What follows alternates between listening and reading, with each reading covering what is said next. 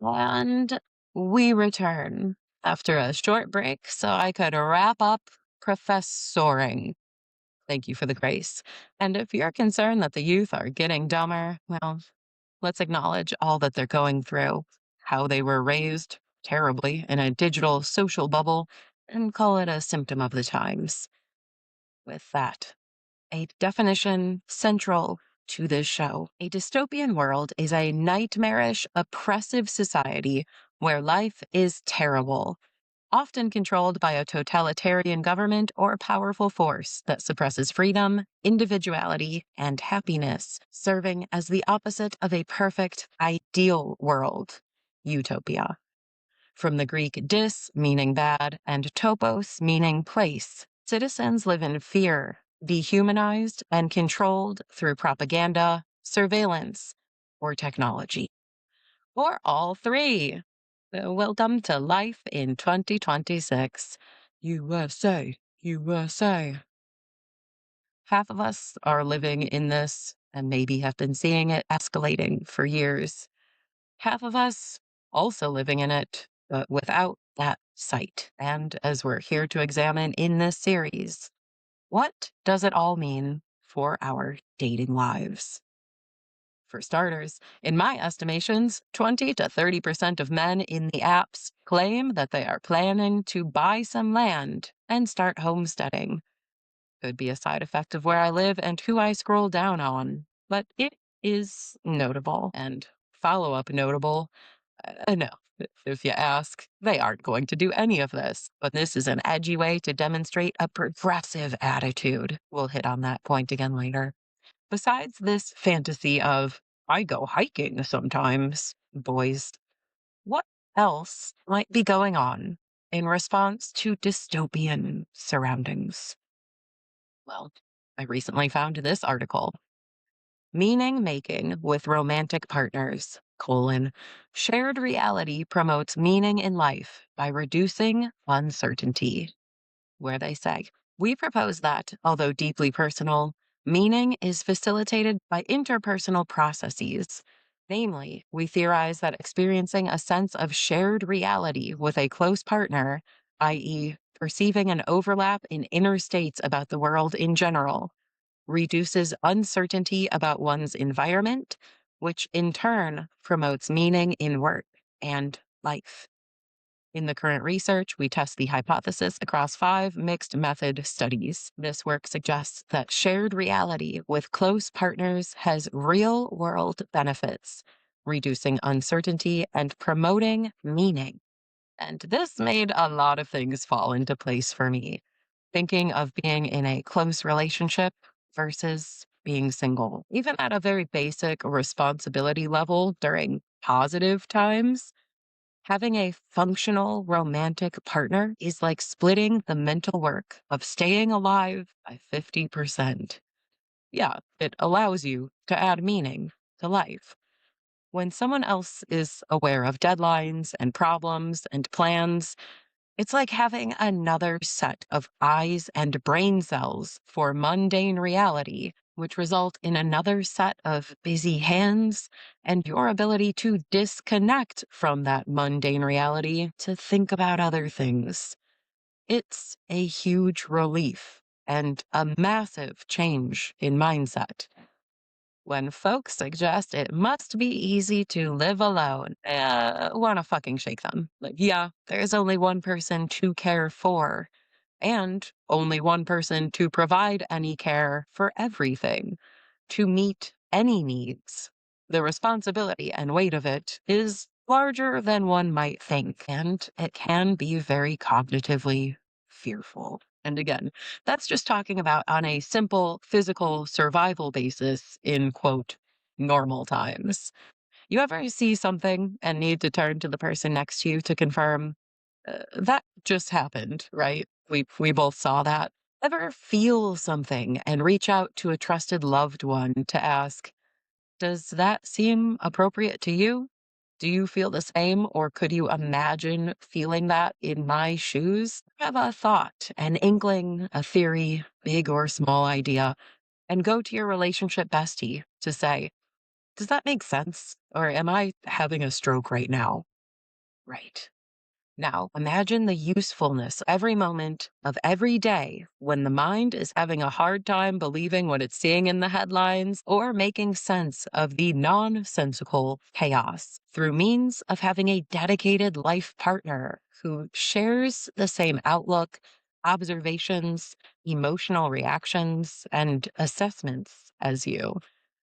In this way, you never have to wonder. You never have to feel alone, foolish, or unsure. You are both in this reality, committed to it through each other, and it can lay unpleasant brain behaviors to rest. Partner has the amazing capacity to act as a rumination ender. If someone confirms what you're thinking or validates what you're feeling, what happens? The mind stops cycling. The emotions can settle instead of being questioned. A sense of definitive understanding and correctness can be obtained. We cannot underestimate how important that is. How many mental and emotional issues that alone neutralizes. No therapist or prescription medications necessary. And you don't have to have high self esteem or any self esteem or even a sense of self if you have other esteem and a sense of trust for your partner and you're in agreement all the time. They act like a proxy, filling in the areas that are otherwise vacant. And this adds a sense of safety to every second of being alive, when otherwise you would be trapped with your insecure, freaked out, spun out, exhausted, and beleaguered mind. Instead, it erases so many fear spirals and second guessings. It opens up headspace and allows emotions to take place. It gives you energy to focus on things you actually enjoy, like making meaning in life, not only the terrors of trying to survive it.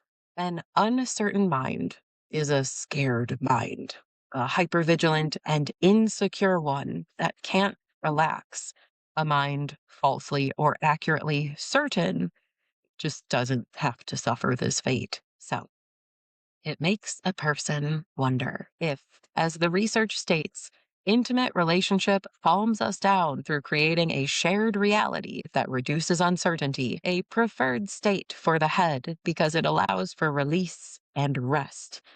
In times of crippling uncertainty, are we more likely to try to relate, to create this situation? Are we more motivated to engage in intimate relationship for not only the animal comforts of it, but the cognitive fuzzy blanket of having a perception partner and therefore doubting our views and responses to reality less? A true human comfort during the tumult, such as we find ourselves in via this dystopia. Do we try to kickstart and DTR, define the relationship, to confirm our experience is real and to have a processing person by our side in it? And might that motivation for someone to rely on rapidly, as the news is worse all the time, and the outlook for needing to homestead to survive similarly increases,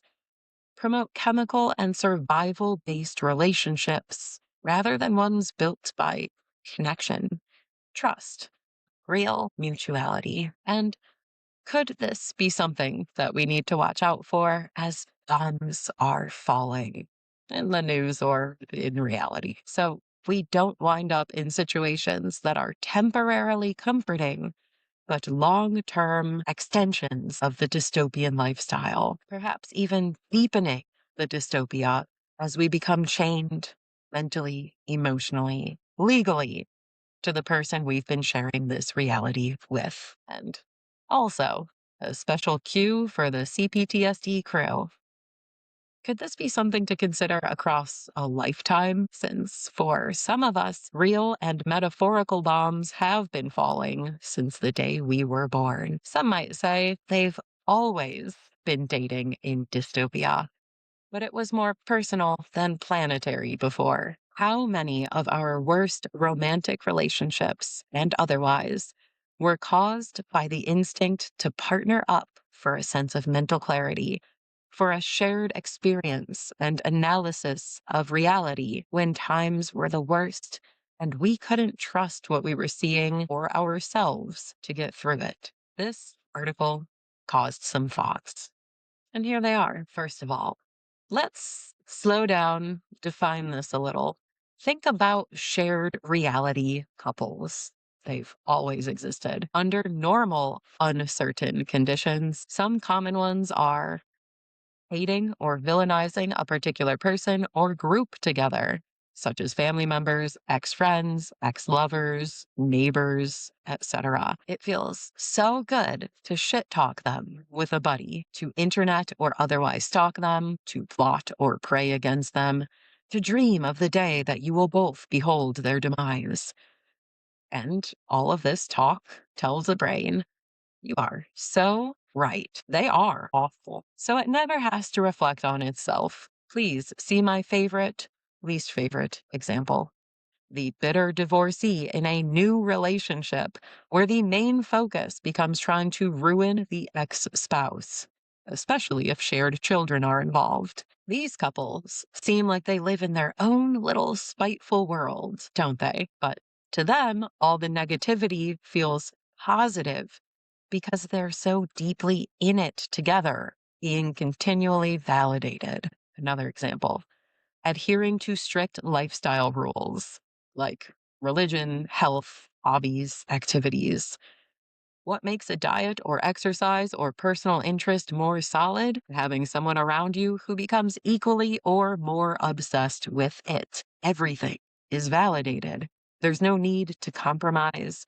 Every moment can be dedicated to the cause.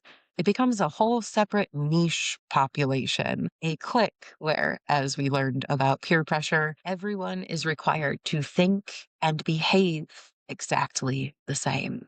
Or immersing in fantasy escape. Disney adults, superhero nerds, anime folk, cosplayers, gaming couples.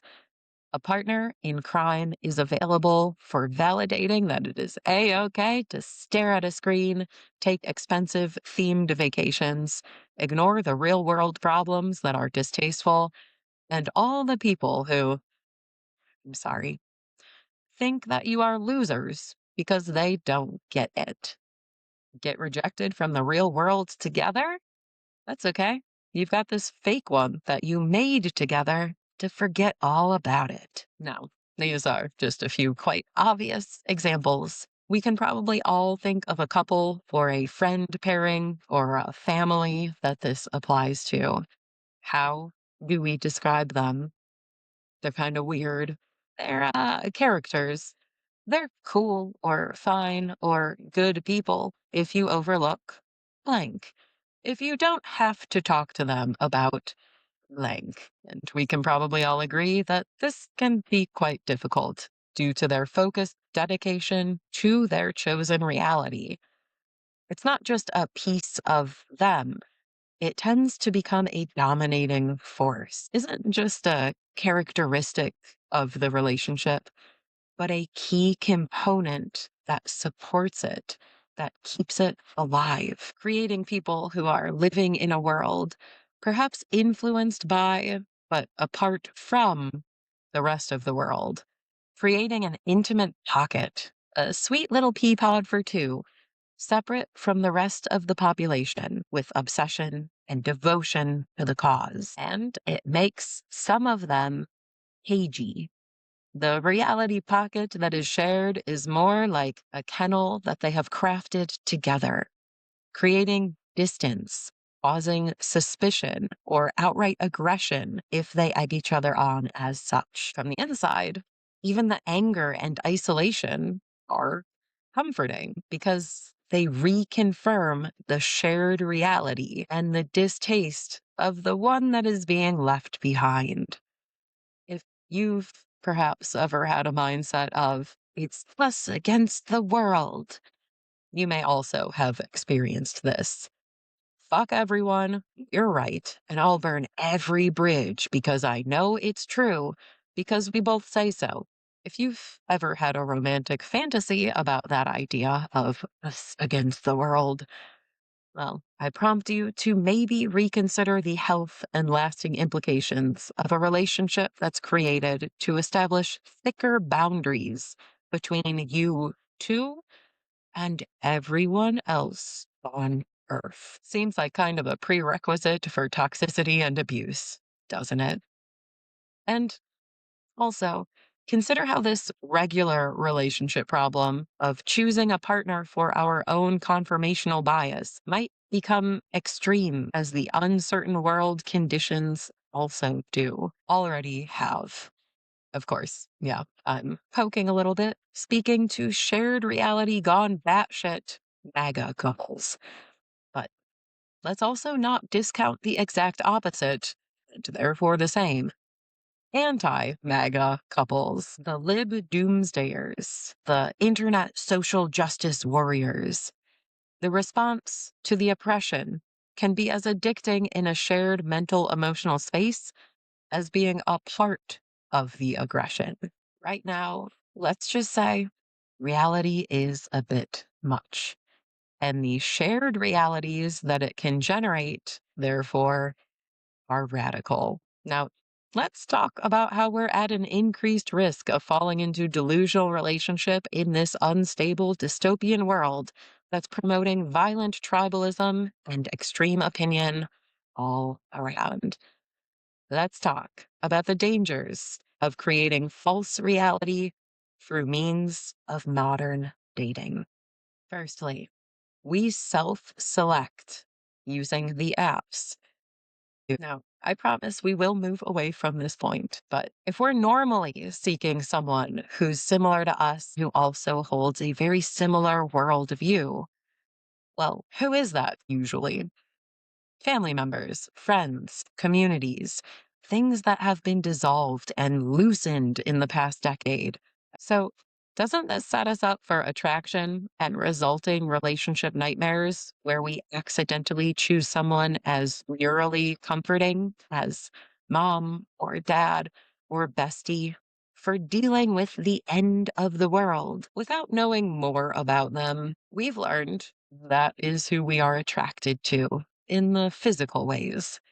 Now, apply that to ideas.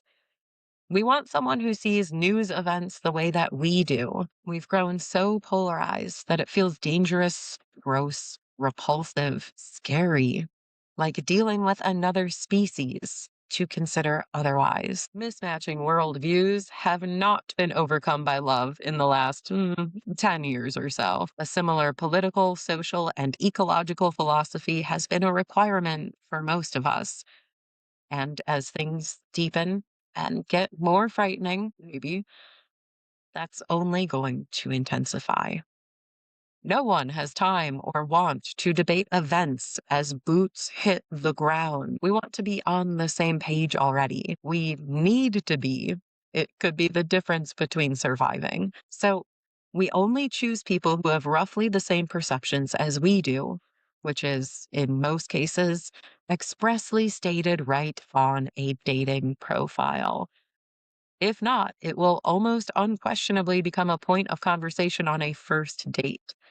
And as we choose someone who validates our already established outlooks, we feel an amplified sense of unity with them, an artificial sense of belonging with them, something that would be useful, maybe, if it wasn't such a split down the middle situation. If about 50% of people didn't fall into each category, but with the current divide, depending on where you live, roughly 1 in 2 people probably speaks to your mind in a security instilling way, bypasses logic, tickles your survival instinct, gives the impression that this is a safe and viable love partner. An immediate 50% chance of developing love interest is not a very good filter for finding real compatibility. It's a dangerous potential relationship accelerator that's rather indiscriminate. And when danger really feels like it's upon us,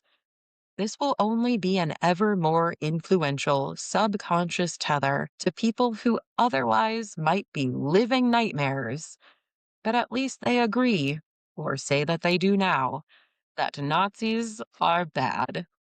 So, they must be good people like we are, right? At least it's a step in the right direction, we think, towards a relationship we're being shuttled into by our validation and safety hungry mind. And then we go looking for evidence to make it more true. And they know that. Next issue. These days, we start it all online, assuming this is taking place on a dating app, as most of us are using for meeting people. All the information about this person initially comes from a platform where they have to spit out the most acceptable cultural opinions for matches. Yeah, that profile says liberal or progressive.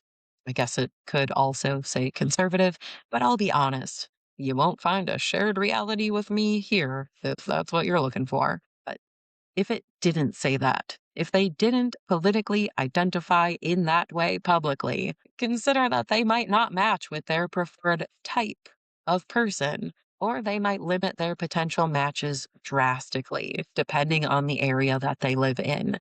Metropolitan men were forced to say that they were feminist and allies in the last 20 years if they wanted to get laid.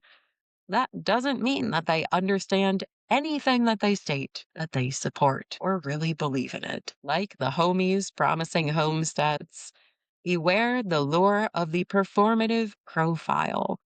Consider what social utility it has. How many matches have been lubed by this identifier? And if we did or didn't meet on the app, early relationships are still marred by checking out social media to get an idea of who this person is. Stated reason.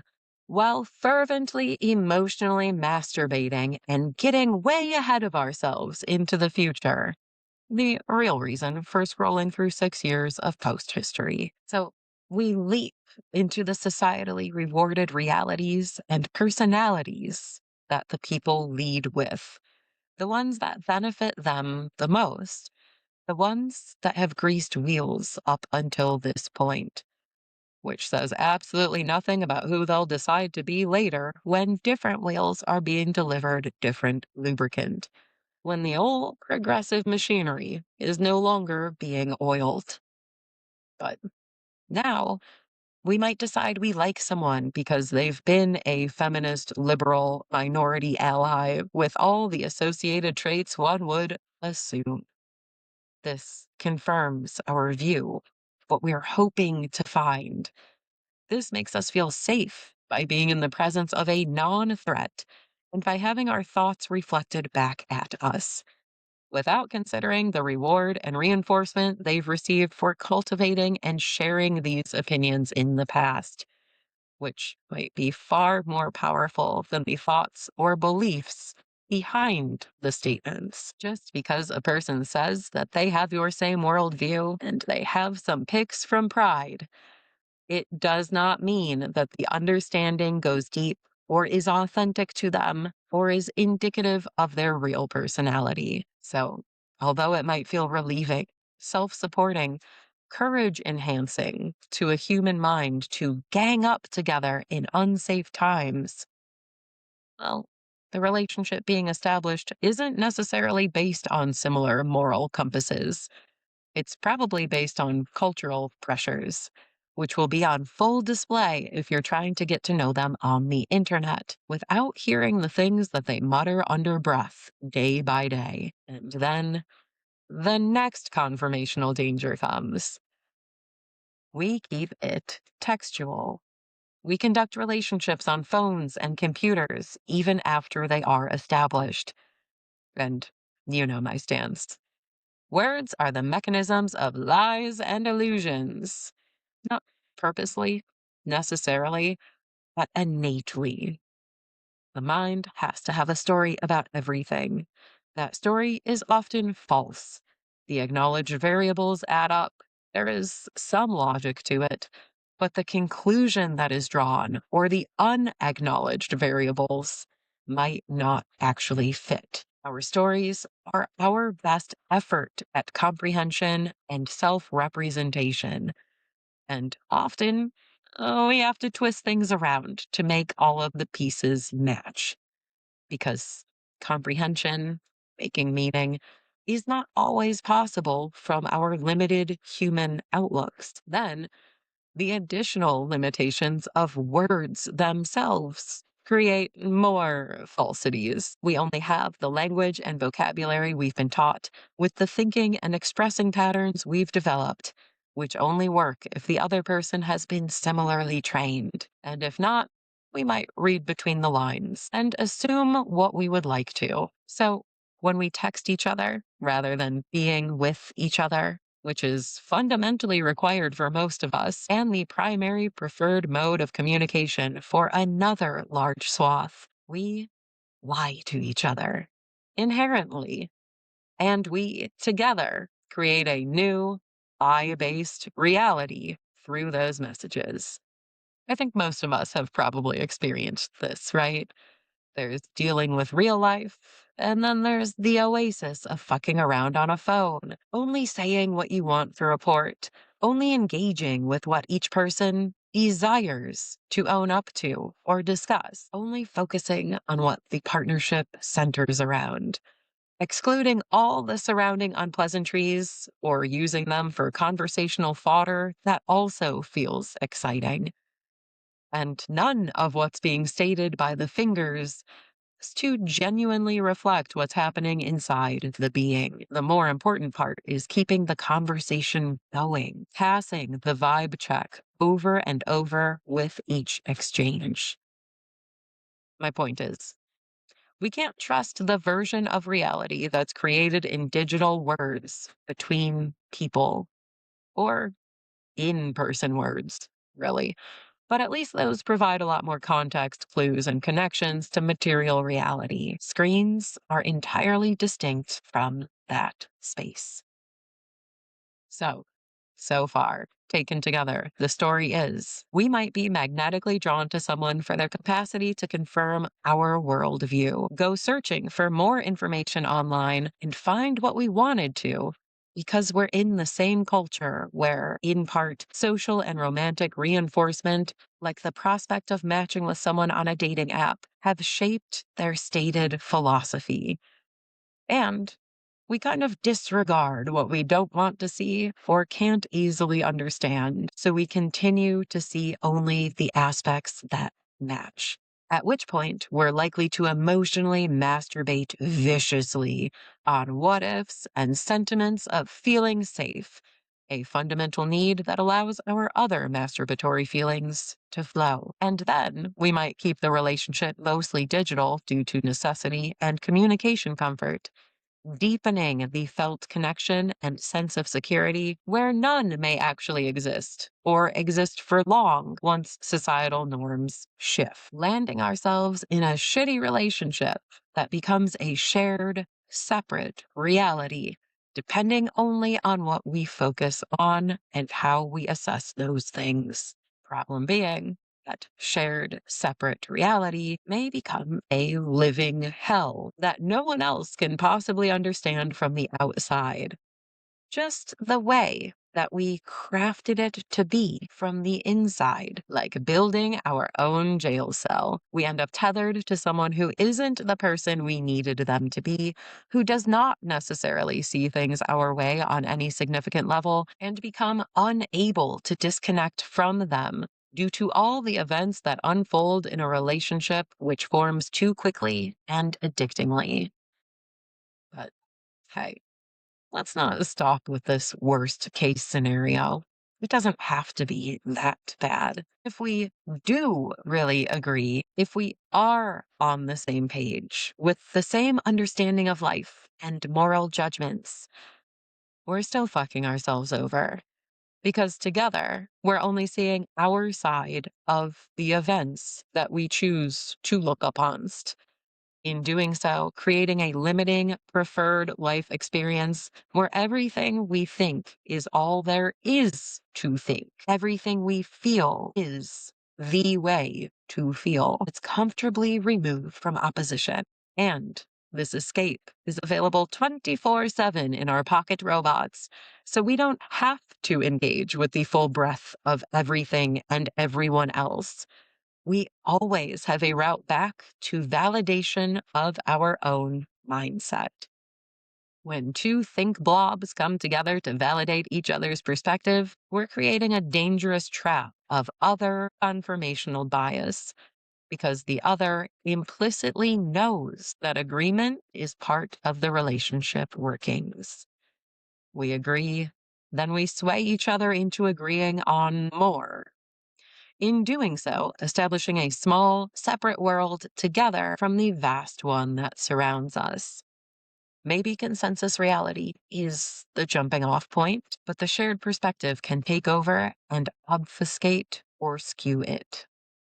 Bunker preppers, ignorant Christian nationalists, it'll all be fine, nothing ever changes, wishful thinkers.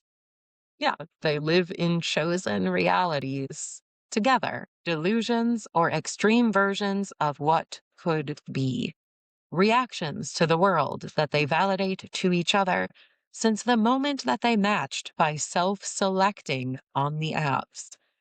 Two views become one, so that the relationship has its own perspective, which must be agreed to, and its own gravity because of it, which probably tugs harder than what's available these days to hold us onto Earth in material reality.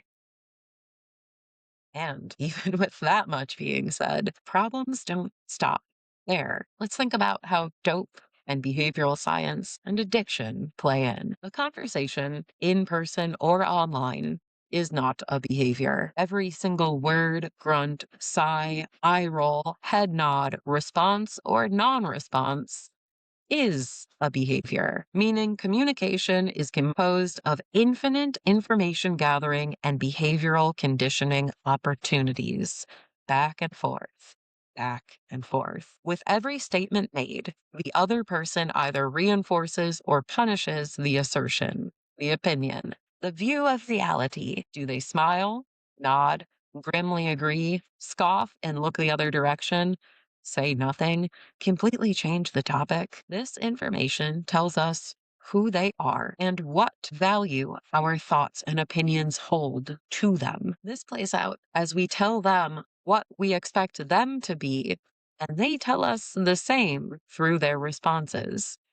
We're both cueing each other up to how we anticipate and desire for the other person to respond, what opinion we wish for them to have, what aspects of reality we prefer that they focus on. And in this way, we find out very quickly who agrees with us or will pretend to agree with us through all these micro opportunities to gather evidence and to also shift closer and closer to what they want us to be. The other person is trained to agree with us and vice versa for maximum benefit to both through all of these tiny chances to let each other know of what we approve or don't approve of. It's a two-way conditioning experience in which each party subtly or aggressively influences the other. This causes a perspective to become shared, whittled down, focused,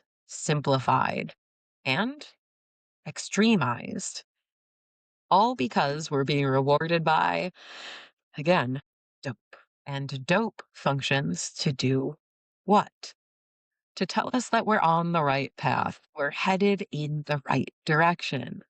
So that the creation of this shared reality, this single perspective, feels correct, on top of bringing senses of security and clarity, on top of opening up room in the mind to make meaning and purpose in life. So, bringing it all together, we limit ourselves as we create fake codependence when we search for someone to have a shared reality with. While dating in dystopia, when the mind is belabored, scared, uncertain due to the world around it, grasping at straws for security or a sense of understanding, we're unlikely to mentally expand in relationship, more likely to cognitively contract through repeat interactions.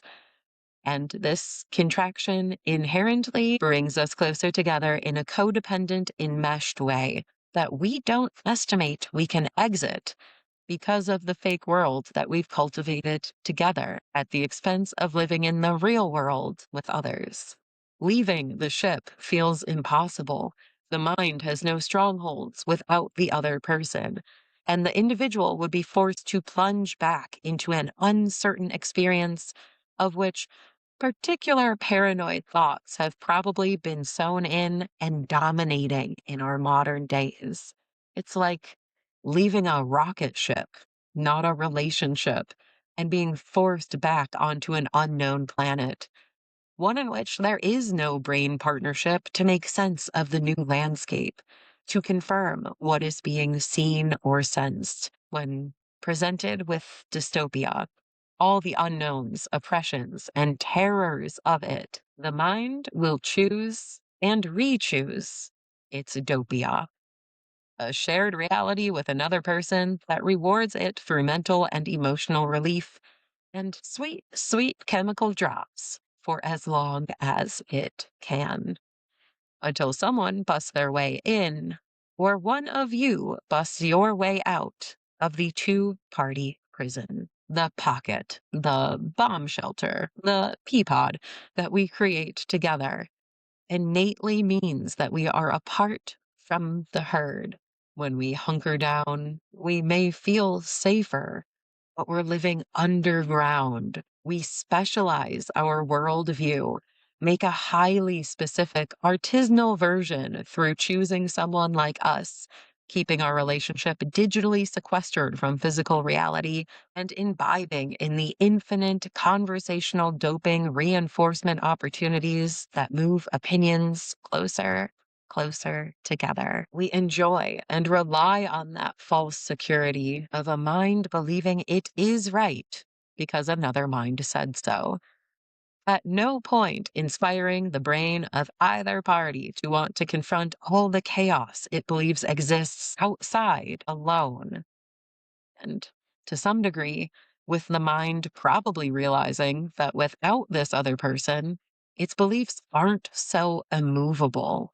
They aren't so solid or bulletproof if discussed outside the echo chamber. Interacting with other people probably does not bring the same highly redundant, one note perspective or myriad chemical rewards of self confirmation. It brings more uncertainty and a sense of alienation over the extreme ideas that have been alchemized and self through other validated minute by minute, day by day, for months or years. So to leave the relationship would not only thrust a person back into a difficult brain state, but it would also be lonely and erase the option of self-validating whenever desired through means of another person acting as a mental proxy. It destroys the supports that were holding the mind together, and most likely the individual has to begin engaging with their own doubts, fears, and negative self-reflections all over again. And it might also require reprocessing every aspect of that shared worldview in light of the new observations and conversations that reflect a different reality which was taking place all along.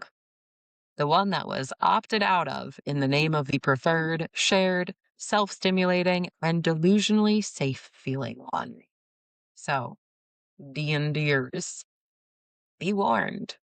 In this way, these times are potent for hooking up quickly with someone very similar to ourselves, our families, or our prior relationship comrades, losing or extremizing our authentic opinions through nonstop communication reinforcements and punishments, often conveniently relegated to digital means so that these conversations are extensions of our algorithms.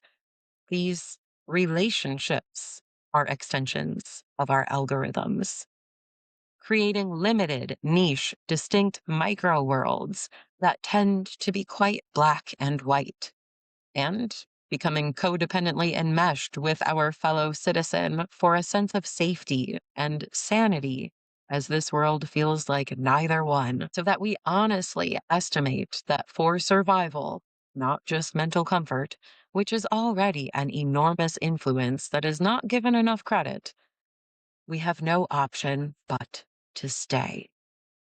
And we will try to forever or until the fake world implodes or, I guess the real one does. And to harken back to a point thrown out at the beginning, this might also help explain a lifetime of relationships. If your experience of life has been personal war, propaganda, poor health, deprivation, financial and other abuse, there's a good chance that you've fallen into this pattern before. Only then it was your personal world under constant threat of nuclear war driving you to craft an alternative option with people who seemed safe. So, if you've ever wondered in general, why do we get sucked in and stuck in relationships when the world is already hard enough? It's because they create reality distorting perspectives that allow us to function and feel better than making accurate observations alone. So, my message this week is be careful of falling for a sense of safety rather than a person in times that suppress freedom, individuality, and happiness in a bad place marked by propaganda, surveillance, and or technology as you courageously continue dating in dystopia. And with that, I'll talk to you soon. Goodbye.